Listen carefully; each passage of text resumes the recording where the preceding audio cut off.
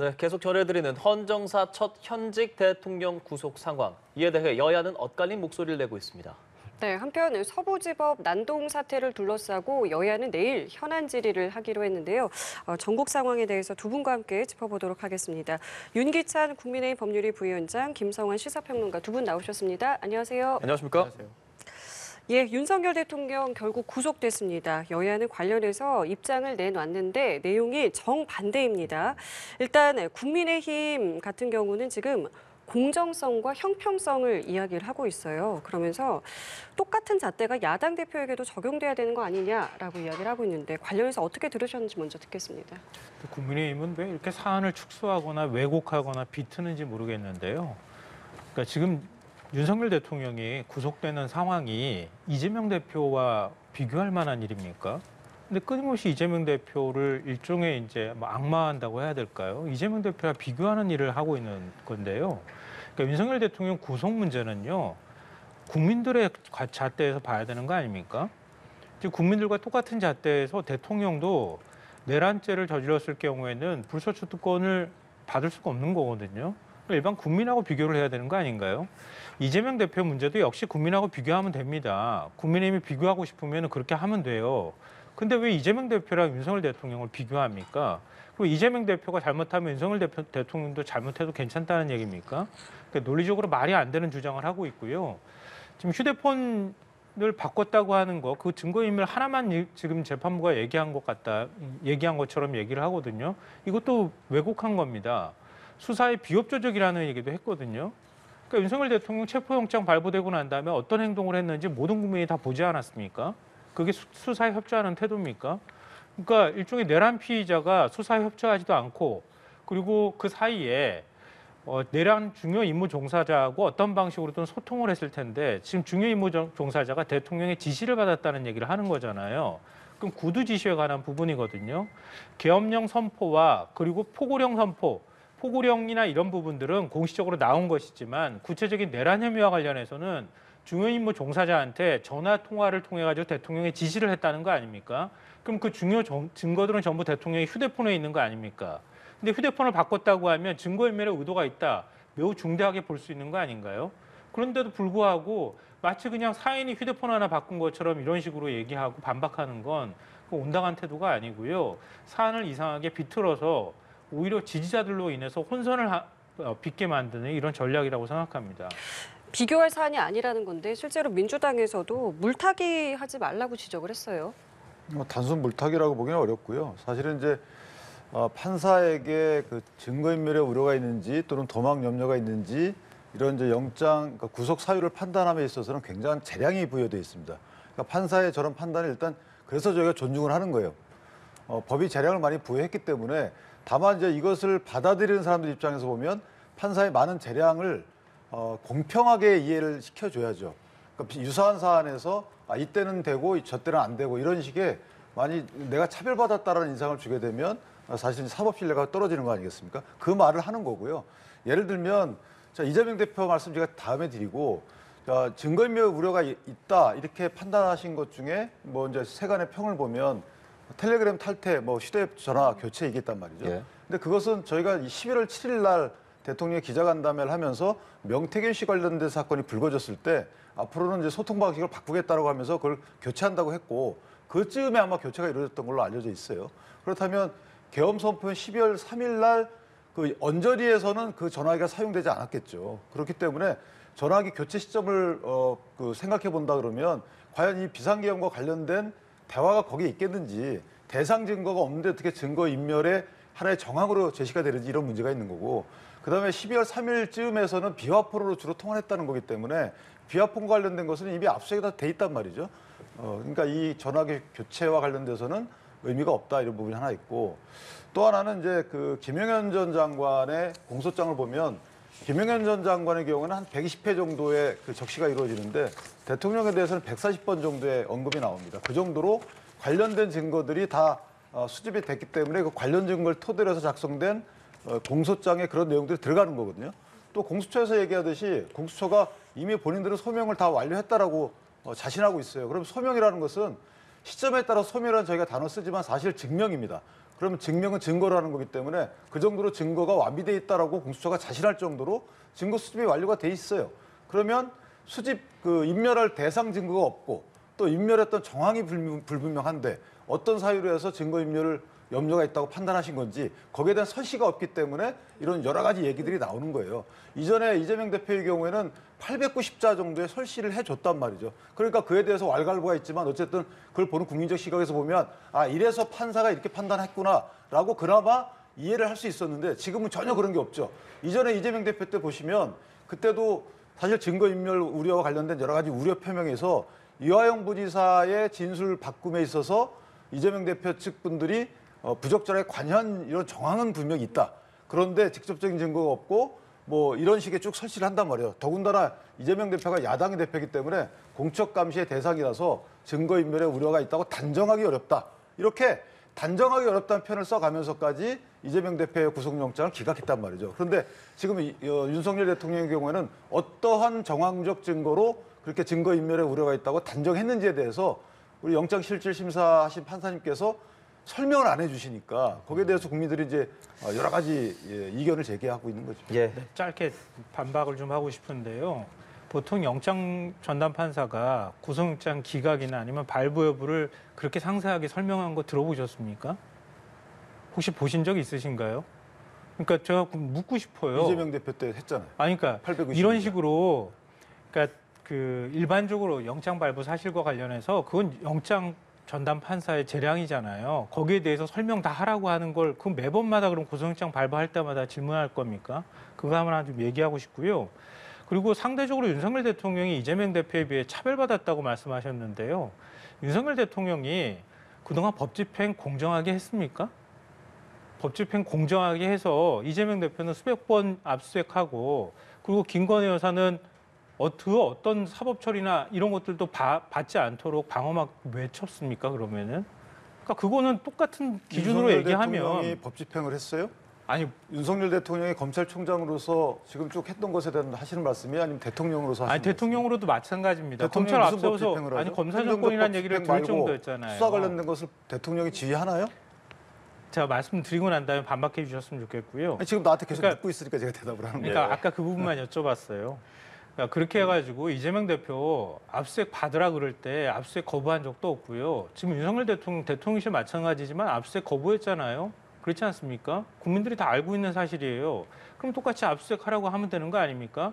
그럼 국가 기밀시설이기 때문에 압수수색하면 안 된다면서요. 그러니까 사안이 다른 거를 가지고 똑같이 비교하는 마치 비교할 만한 대상인 것처럼 자꾸 얘기해버리면 국민들이 혼선이 빚어지고요. 일종의 해석 장애가 벌어진다는 거예요. 그것 때문에 국민들이 여러 가지 오해가 빚어지고 결국은 오늘 새벽에 우리가 목도했던 것처럼 윤석열 대통령 지지자들이 일종의 폭동을 일으키는 이런 행동들을 벌일 수밖에 없게 만드는 거예요. 그러니까 좀 논리적으로 비교 가능한 한 것들을 가지고 비교하고 그리고 비판할 거 있으면 비판했으면 좋겠다. 이 말씀 드리고 싶고요. 제가 그럼 답변을 먼저 드릴게요. 예. 기시니까. 이재명 대표가 대통령이었습니까? 이재명 대표가 대통령이었기 때문에 경호권이 미치는 그 영역에 있었어요. 자, 그다음에 이재명 대표 때 영장 청구한 수사기관에 대해서 수사권이 있는지 여부에 대해서 논란이 있었나요?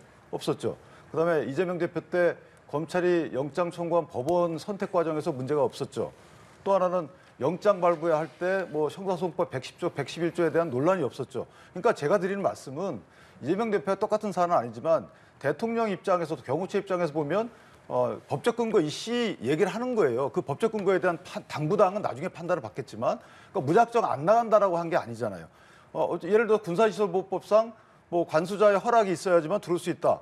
이런 주장을 하는 거잖아요. 근데 간수자 허락이 없었다. 이런 주장하는 거고 그 과정에서 뭐 55 경비단장의 그 공문 관련해서 여러 가지 또 분란이 있는 거고 이런 식으로 만약에 공수처가 이전의 검찰처럼 말끔하게 절차를 진행했다 그러면 지금 주신 것처럼 영장 발부 그 사유 내용만 갖고 서로 간에 공방이 있을 텐데 지금 절차상의 문제가 계속 있게끔 갑자기 서부지방법원에 공수처가 영장을 청구하고 가장 늦게 수사에 나선 공수처가 이미 수사에 앞선 검찰을 제치고 이첩을 받아가지고 대통령에 대해서 수사를 진행하고 있어요. 그다음에 첩보영장 기재 과정도 보면 갑자기 군사기밀상의 간수사의 허락 얻는 이 조항을 배제한다는 영장이 발부가 됩니다. 자, 영장 집행 과정에서도 공수처 인원이 65명인가죠. 완투되면 65명인데 경찰 500명을 파견받아서 집행에 들어가요. 자, 이런 식으로 상대방이 대통령 측에서 문제 제기할 수 있는 절차상의 위법이 아니냐라고 문제 제기할 수 있는 여러 가지 절차상의 흠결 의혹이 있는 그런 식의 이제 집행을 했기 때문에 거기다 상대방이 빌미를 준 거잖아요. 상대방에게. 그런 거에 대한 본인들의 어떤 뭐 권리 주장에 대해서 왜 이렇게까지 하느냐라고 하는 것은 거기에 대한 아직까지 완결적인 당부당의 사법부의 판단이 안 나왔다는 거죠. 그래서 그것만 갖고 왜 그렇게 체포영장에 부르겠냐, 그렇기 때문에 영장 발부됐다, 이렇게는 이제 연결되지 않는다는 거예요. 알겠습니다. 일단은 그렇기 때문에 이제 대통령이 이제 구속이 된 상황이고요. 네, 그렇습니다. 앞으로의 사안에 대해서 좀 이야기를 해보겠습니다. 그렇습니다. 일단 구속영장 발부에 대해서 두 분 의견이 또 워낙 다르시니까 현재 상황을 좀 보자면 그러면 앞으로는 뭐 어떤 대응을 윤석열 대통령 측에서 해야 한다고 보십니까? 구속 적부심 뭐 이 정도 얘기는 나오는데 말이죠. 지금 이제 제가 볼 때 더 중요한 것은 탄핵 심판 절차예요. 이게 탄핵 심판 절차가 원래 구두변론이거든요. 그렇다면 출석을 해서 재판부 앞에서 여러 가지 본인들의 이제 소명을 하거나 어필을 하는 것인데 지금 이제 그게 잘 안 된다는 거죠. 구속이 되면. 예. 진짜 그게 제일 큰 문제고 더군다나 첫 번째 기일의 경우에는 첫 번째 기일은 반드시 피청구인이 참석을 해야 됩니다. 이때 참석 안 하면 진행할 수가 없어요. 그런데 첫 번째 기일에 참석을 안 하게 되면 그다음부터는 걸석 재판이 진행이 돼요. 그러니까 첫 번째 기일은 그만큼 피청구인한테는 중요한 그 권리가 얽혀 있는 그런 기일임에도 불구하고 첫 번째 기일은 참석 못한 이유가 체포당해서 못한 거예요. 예. 자, 이것부터 문제가 있는 거죠. 그때 헌재가 이걸 연계해줬어야 되는 게 제 개인적인 생각인데 그냥 연계 없이 절차를 진행했기 때문에 이제 그런 권리를 잃게 된 거고 하여튼 헌재 재판 기일과 관련돼서 그 재판 기일하고 구속된 기간하고 거의 유사하다는 거죠. 이런 이제 윤 대통령 입장에서 보면 그런 어떤 방어권 침해를 받은 거. 그럼 예. 부의장님 보시기에 지금 상황에서 헌재에 나가겠다라는 의제가 윤 대통령이 있잖아요. 나갈 것 같으세요? 나갈 수는 있는 겁니까? 나가겠죠. 나가야 될 걸로 보이고요. 이거 뭐 공수처나 검찰의 좀 허락도 좀 필요한 거 아니겠습니까? 그거는 그렇죠. 원래 이제 그 신병을 관리하는 그 수사기관에서 허락을 해줘야 됩니다. 예. 그런데 저건 허락을 안 해줄 이유는 없을 것 같고 다만 이제 지난 40분간 영장 실질 심사 과정에서 여러 가지를 얘기했다는 거잖아요. 그 정도는 헌재에 가서 또 얘기할 기회를 얻어야 되는 것 같고 다만 이제 갈 때에 이제 모습들이 또 대통령 입장에서는 꺼려지는 모습들이 있겠죠. 예전에 박 대통령 때 보면 포승줄로 묶여서 이렇게 가거나 수의를 착용하거나 이런 모습들이 있기 때문에 사실은 이제 법관 면전에서 대통령이 보여주는 모습 자체도 법관의 심증 형성에 영향을 안 미치는 건 아닙니다. 그렇기 때문에 저희가 법정에 갈 때 항상 넥타이를 메고 가라고 저희도 주문하듯이 그런 여러 가지를 고려해 본다면 이번 구속이 미치는 영향이 대통령에게는 좀 꽤 크다. 그럼 공수처 조사에는 뭐 불응할 수밖에 없다고 보십니까? 공수처 조사는 실제 공수처가 조사를 할 의지 있는지 여부를 떠나서 예. 일단 공수처가 갖고 있는 자료가 많지 않아요. 그러니까 조사를 하려면 신문사항을 구성해야 되고 이 신문사항이라는 거는 본인들이 다른 사람들을 조사한 자료, 그다음에 뭐 압수수색을 통해서 수집한 자료 이런 것들을 토대로 해서 묻는 것을 구성을 해야 되는데 공수처가 그 정도 수사를 진행하지 않은 건 분명하거든요. 이제 공수처가 1200페이지 정도를 어떤 진술조서를 검찰로부터 넘겨받았다는 건데 그 진술조서만 갖고 신문사항을 구성하는 것은 또 벅차요. 왜냐하면 진술조서를 구성할 때 그 해당 진술자에게 물어볼 때 정황적 증거를 제시하고 물어보거든요. 그러면 관련된 부수 증거 자료들도 같이 와야 되는데 그걸 안 왔기 때문에 공수처는 신문사항을 면밀하게 구성할 기초 자료가 없다. 그렇다면 대통령이 거기서 답변한 거하고 나중에 10일 이후에 검찰에 가서 답변한 거하고 다르게 되면 안 되는 거잖아요. 근데 검찰의 신문사항은 조금 더 포괄적이고 중첩적이고 면밀할 거거든요. 그래서 검찰이 대통령 입장에서 보면 공수처에서 답변하는 것보다 검찰 가서 답변하는 게 더 낫다. 나중에 공수처 답변해놓고 검찰 가서 보니까 이런 자료가 있는데 왜 그렇게 답변하셨습니까?라고 탄핵될 수가 있기 때문에 개인적으로 보면 대통령 입장에서 공수처의 수사에 응하는 것은 전략상 안 맞다고 판단할 가능성도 크다. 이렇게 예, 뭐 지금까지의 윤석열 대통령 뭐 법적인 대응 그리고 앞으로 어떻게 할 것인지 이런 부분에 대한 질문 드리겠습니다. 방금 전에 여러 가지 이제 질문에 대한 답을 해주셨는데요. 그래서 저는 일단 공수처 조사에는 응하지 않을 가능성이 매우 높다 이렇게 생각하고요. 예. 그리고 검찰 조사에는 그러면 조사에 출석할 것이냐? 왜냐하면 이제 공수처에서 신병을 검찰로 넘겨야 되는 상황이잖아요. 그렇죠. 지금 구속 기간이 열흘인데 지금으로부터 기산한다고 하도 열흘이거든요. 예. 그 다음에 이제 결국은 윤 대통령은 검찰 조사를 받을 수밖에 없는데 그러면 공수처 조사를 거부하고 있기 때문에 검찰 조사를 거부할 만한 명분은 떨어지는 상황이 될 수도 있거든요. 그러니까 검찰 조사를 응할 것인가 이건 좀 지켜봐야 될 것 같고요. 그리고 헌법재판소 문제와 관련해서는 저는 지금 오늘 이제 이른바 그 윤 대통령 지지자들이 법원을 침탈하는 이런 모습들을 보였단 말이에요. 단순히 이제 법원 담을 넘어가는 수준이 아니라 법원 출입문을 깨고 법원 안을 다니면서 영장을 발부한 판사를 잡아서 뭐 살해를 하겠다 이런 위협을 하면서 돌아다녔다는 얘기까지 한단 말이에요. 과거에 뭐 민주화 시위든 사회가 혼란스러워졌을 때에도 저는 이런 모습을 처음 봤습니다. 이 폭동이라고 해도 과언이 아니거든요. 근데 이런 모습들이 나타나고 있는 가운데 헌법재판소가 탄핵 심리를 계속 늦출 수가 있겠는가? 지금도 변론기를 여러 날을 지정을 한 상황 아니겠습니까? 근데 결국은 이제 결정을 언제 할 것인가에 관한 부분인데 오히려 탄핵의 시기를 앞당기고 있다. 이런 모습들이 그렇게 생각하고요.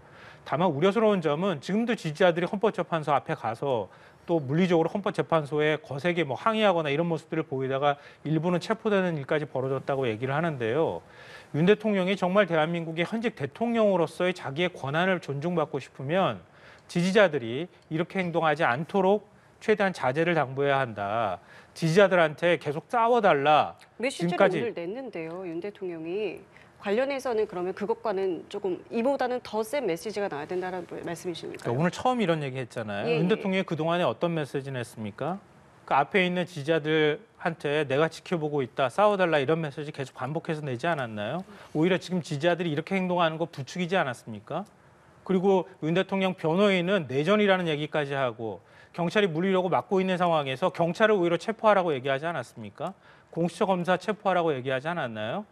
그거 그대로 둔 상황이잖아요. 그리고 대통령 권한 대행은 그걸 적극적으로 오히려 제재하거나 막거나 그런 일들이 벌어지지 않도록 해야 될 권한이 있는 상황인데도 불구하고 사실상 방치하지 않았습니까? 오늘 같은 상황 벌어지고 나니까 오히려 엄벌해 쳐야 한다 이런 얘기가 나오는데요. 윤 대통령 오늘 입장 뭐 옥중에서 밝혔다고 하면서 변호인이 대신 밝혔지만 평화적 시위에 관한 부분들을 얘기하기는 했지만 실제로 내용들 처음부터 끝까지 뜯어보면 그 부분에 방점이 있는 게 아니에요. 계속 자기의 계엄은 정당했다고 얘기를 하고 있거든요. 그리고 앞으로 계속 난 싸워나가겠다 이렇게 얘기를 한단 말이에요. 그럼 지지자들한테 폭동화 일으키라고 얘기할 만한 사람이 누가 있겠습니까? 근데 그런 얘기를 하더라도 그건 그냥 맥락상의 형식적인 얘기일 뿐이지 실제로는 오히려 지지자들한테 끝까지 싸워달라고 얘기한 거랑 다름없는 메시지를 보냈다 이렇게 생각합니다. 그러니까 이런 일들을 예. 국민들이 굉장히 우려하고 있거든요. 앞으로 헌법재판소가 이런 일 또 당하지 말라는 법이 없잖아요. 그러니까 이건 경찰이 적극적으로 제지를 하거나 해야 된다고 보는데 다만 윤 대통령이 오히려 헌법재판소에 출석함으로 인해서 더 지지자들을 흥분하게 만들 가능성이 있다. 그런 면에서는 최대한 그런 일이 벌어지지 않도록 사전에 정부에서 공권력을 투입하더라도 그런 일들은 막는 조치를 취하고 윤 대통령도 자신으로 인해서 이런 혼란이 발생하지 않도록 좀 책임성 있게 행동해야 한다 이렇게 생각합니다. 예, 일단은 예 말씀하시죠. 이런 혼란이 있으면 안 되죠. 말씀하신 것처럼 민주주의가 법치주의를 만든 거고 민주주의는 법치주의에 의해서 운영되는 거 맞습니다. 따라서 저런 법원에 침입하는 사건 이런 것들은 있어서는 안 됩니다. 다만 이제 이 수습 과정에서 이걸 정쟁에 또 하는 도구로 사용하면 절대 안 되는 거예요. 그렇게 되면 더욱더 이게 엑셀레이팅이 됩니다. 절대 그러면 안 되는 거고 또 하나는 윤석열 대통령에게 책임을 떠넘기는 것도 안 됩니다. 본인도 놀랬기 때문에 평화적 방법으로 의사표시를 해라라고 입장을 냈어요. 그럼 그 자체를 존중해야 되는 거고 제가 굳이 이 예를 들자면 이재명 대표께서는 그러면 영장실질심사 전에 뭐라 그랬습니까? 사직성의 각오로 민중 항쟁에 앞장서겠다라고 했잖아요. 그런 국민적 메시지를 냈잖아요, 지지층에. 그거는 지금하고 비교해 보면 어떤 입장을 전달한 걸까요? 저희는 그걸 그냥 정치적인 메시지로 그때 해석을 했거든요. 아무런 이의 제기를 안 했어요. 근데 지금 왜 이런 있어서는 안 될 일이 벌어졌다고 하지만 여기에 대한 책임을 또 윤 대통령한테 이걸 돌리고 국내심에 돌리고 이러질 말아야 된다는 거예요. 지금 정치권이 합심해야 할 일은 이런 일이 다시는 일어나지 않도록 어떤 조치를 해야 될 것인지 머리 맞대고 지금 현안질이 잘하고 있잖아요. 저는 나아가서 국정조사를 추진할 필요도 있다고 봅니다. 따라서 이런 것들을 이렇게 해결해 나가는 식의 정치권의 지혜가 모아져야지 자, 너 탓이야. 저 사람 때문이야. 이런 식의 진단과 해법을 하게 되면 전혀 해법에 도움이 안 됩니다. 지금 말씀하신 것처럼 국민의힘에서는 그러니까 둘 다 여야 모두 이제 폭력은 안 된다라고 얘기는 하고 있지만 책임에 대해서는 이제 조금 떠넘기는 모습들이 보여지고 있고 말씀하신 것처럼 뭐 현안 질의가 내일 국회에서 있고요. 대법관 회의도 내일 열린다라고 저희가 속보로 전해드렸는데 해결을 좀 해야 된다라고 말씀을 하셨어요. 근데 지금 상황에서 정치권에서는 어떤 해결책을 내놓아야 된다고 보십니까? 가장 좋은 방법은요. 윤석열 대통령이 헌정 질서에 따라서 자신과 관련된 수사를 하든 헌법재판소에서 탄핵 심리를 하든 그걸 존중해야 된다는 거예요. 그러니까 본인이 지금 부당하게 수사를 받고 있고 헌법재판소에서 탄핵안 자체를 좀 부정하고 있는 거 아닙니까? 헌법재판소의 결정마저도 이건 부정하려고 하는 태도를 보인단 말이에요. 윤 대통령이 직접 밝히지 않더라도 대통령 변호인이라는 사람들이 그렇게 얘기를 하고 있단 말이에요. 그러니까 지지자들 입장에서는 계속 그걸 부정하는 입장에서 어떤 방식으로든 그 부당성을 얘기할 수밖에 없고 그러다 보면 흥분해가지고 오늘 새벽에 있었던 일 같은 일이 벌어질 우려가 있다는 거예요. 제일 핵심은 윤석열 대통령의 태도에 달려있다 이 말씀 드리고요. 저는 국민의힘이 더 나쁘다고 좀 생각하는 부분은 뭐냐면요. 오늘 이런 사태가 벌어졌는데 권성동 원내대표가 뭐라고 얘기했는지 아십니까? 어제 현장은 폭력의 책임을 시위대에 일방적으로 물을 수 없는 상황이다. 이렇게 얘기를 합니다. 그리고 어제 같은 상황이 벌어진 게 마치 경찰이 물리적으로 시위대를 진압을 하다가 벌어진 것처럼 표현하거든요. 그러면서 경찰이 명찰을 달았니 안 달았니 이런 식으로 표현을 해요. 그러니까 오히려 지지자들이 당당하다고 생각할 거 아닙니까? 어제 윤상현 의원은 17명이 법원 담 넘어가다가 경찰에 체포되고 난 다음에 마이크를 잡고 지지자들한테 얘기했답니다. 곧 혼방될 것이다. 그럼 지지자들이 무슨 생각하겠습니까? 아, 이렇게 행동해도 된다고 생각하지 않겠어요? 그러니까 오히려 정치권이 나서서 특히 국민의힘은 계속 지지자들을 결집시켜 나가기 위해서 여러 가지 메시지들을 내왔던 거잖아요. 그러니까 이럴 때만큼이라도 좀 자제하자. 헌법재판소든 법원을 향해서 이런 식으로 폭력을 행사하는 건 바람직하지 못하고 앞으로 헌법재판소 결정에 대해서 그 절차에 따르겠다라든가 아니면은 법원의 결정만큼은 존중해야 된다 이런 메시지를 내야 한다고 생각합니다. 근데 그런 메시지 저는 오늘 낸 걸 본 적이 없거든요. 예. 지금 법원의 최종 판단이 나온 건 아니잖아요. 그다음에 헌재 최종 결정이 나온 것도 아니에요. 그런 상황에서 앞으로 헌재 결정이 나오면 나 존중하겠다 이렇게 미리 얘기하는 것도 시기적으로 안 맞는 거고 그다음에 법원과 헌재 각 절차상에는 절차 진행 그 단계별로 다 이의 제기하거나 문제 제기할 수 있는 이런 권리가 다 있는 거예요. 예를 들면 체포도 적부심사 청구하고 다 구속도 적부심사 청구하고 1심, 2심, 3심 있는 거고 이거 민주당이 쭉 해왔던 거잖아요. 그다음에 헌재도 마찬가지입니다. 여러 가지 헌재의 결정에 대해서 이의 제기할 수 있는 게 다 있어요. 예를 들면 수사 기록을 갖다 보겠다. 원래 헌재법에는 수사 기록 갖다 볼 수 없도록 돼 있는데 왜 갖다 보십니까? 라고 이의 제기할 수 있는 거죠. 그다음에 헌재에서 내란죄에 관련된 혐의를 빼겠다. 아 이거 왜 국회에서는 소추 의결상에 있는데 왜 이걸 뺍니까? 이의 제기할 수 있죠. 가만히 있어야 됩니까? 헌재 모든 행위에 대해서 아무런 말도 하지 말아야 되나요? 그다음에 수사기관의 모든 절차 진행에 대해서 국민들은 또 정치인들은 아무런 문제 제기를 하지 말아야 되나요? 저는 그런 식의 문제를 제기하지 말라고 하는 것은 앞뒤가 안 맞는 거고 오히려 정치권에서 이런 것은 그런 문제 제기하는 그 문제를 문제 제기하지 말아야 된다고 봐요. 오히려 정치권에서는 더 포괄적으로 결과 예. 나올 때에 대해서 평을 해야 되는 것이지 그때마다 왜 이런 문제 제기했느냐 당신 때문에 이런 폭동이 일어났다 지금도 똑같잖아요. 지금 민주당 보시죠. 우리 김평론가님께서는 이제 국민의힘에 대해서만 말씀 주시는데 민주당은 이걸 제2의 내란이라고 규정하잖아요. 자 이런 식의 행동들이 또는 규정이나 언행이 이게 맞는 겁니까? 이거 절차를 이 사태를 갖다가 마무리하고 다시는 일어나지 않도록 할 정치권의 의무 이행과 관련돼서는 저는 부적절하다고 봐요. 알겠습니다. 두 분께서 이제 뭐 정치적인 부분들 많이 논해주시고 저희가 짧은 시간 남아 있지만 어느 정도 두 분이 언급을 해주고 계시니 좀 공학적인 얘기도 여쭤보고 싶어요. 사실 여당 안에서는 지금 이 상황에 대해서 뭐 개헌에 대한 얘기들, 권영세 비대위원장이라든지 오세훈 서울시장도 오늘 아침에 SNS 글을 올리던데 뭐 당내에서 어느 정도 일관되고 뭐 통일된 그런 의견들이 나오고 있는 중이라고 봐야 되는 겁니까? 개헌에 대해서는 당의 이제 흐름 자체는 아직까지 이제 보이지는 않아요. 다만 예. 이제 개헌 특위를 만들자 이런 식의 얘기가 있고 또 하나 이번 사태가 촉발된 이유 중에 하나가 이제 저희가 대의민주주의인데 대의기구 중에 대통령이 하나 있는 거고 국회가 하나 있잖아요. 두 개가 중요한 역할을 하고 있는 건데 국회와 대통령이 충돌했을 때 과연 이걸 해결 방법이 없는 상황인 거죠. 그래서 실제 그런 상황이 이런 사태까지 이르렀고 국회에서 예를 들어서 대통령이 하는 그 행정이 하나하나마다 비토를 놓게 되면 예. 또는 뭐 탄핵을 통해서 대통령의 임명한 공무원들을 전부 다 업무를 못하게 한다면 극단적으로 그럼 대통령이 임무 수행을 못하는 거죠. 마찬가지로 대통령이 국회에 대해서 또 여러 가지 딴지를 걸게 되면 이 중간에 누가 조정해가지고 국민의 공동체 이익을 위해서 정책을 피게끔 할 수 있는 이런 기구가 없다는 거죠. 그래서 아마 개헌 논의는 통치기구를 바꾸자는 이런 논의가 있는 것 같고, 예를 들면 의원 내각제로 가든지 아니면 의원 집정부제로 가든지 이런 식의 뭔가 양 대의기구가 극단적으로 충돌하는 이런 상황을 미연에 방지하거나 충돌했을 때 해결하는 기구를 두는 이런 식의 개헌 논의가 있을 것 같고, 이것은 바람직한 것이 아닌가 개인적으로 그렇게 생각합니다. 논의에 민주당이 들어와야 한다. 오세훈 서울시장이 아침에 SNS에 글을 올렸네요. 평론가님 어떤 생각하고 계십니까? 일단 첫째로 말씀드리고 싶은 거는요. 개헌 논의의 순수성이 별로 없어요. 제가 볼 때는. 만약에 이 상황이 이게 지금 이번 문제 때문에 개헌 얘기가 나온 게 아니잖아요. 개헌할 수 있는 기회 많았을 때 국민의힘은 계속 개헌 논의를 오히려 걷어찼어요. 그러다가 갑자기 지금 계엄 사태가 벌어지고 난 다음에 대통령 탄핵 문제를 운의하는데 갑자기 개헌 문제를 끄집어내요. 그러니까 저는 오히려 윤석열 대통령 탄핵을 지연시키기 위한 전략인 측면이 더 많다 이렇게 생각하고요. 타이밍의 측면에서 적절치 않다고 봅니다. 그러니까 개헌의 필요성은 제가 굳이 말씀드리지 않아도 많은 국민들이 알고 계시리라고 봐요. 그러니까 진즉에 사실은 개헌 문제가 공론화됐고 되고 그리고 권력구조 개편에 대해서 얘기가 되었어야 한다고 생각하거든요. 그러니까 이번 사태의 한 원인 중에 하나도 일종의 이중 권력 상태이기 때문이기도 하거든요. 왜냐하면 국회의원들도 국민이 선출하고 대통령도 국민이 선출하는데 대통령을 집권 여당으로 만들어줬으면 그 여당이 사실은 총선에서 중간에 대통령 우리 중간 평가의 성격을 가지고 있는 지난 총선이었단 말이에요. 근데 민주화 이후에 처음으로 집권 여당이 야당한테 참패를 당했어요.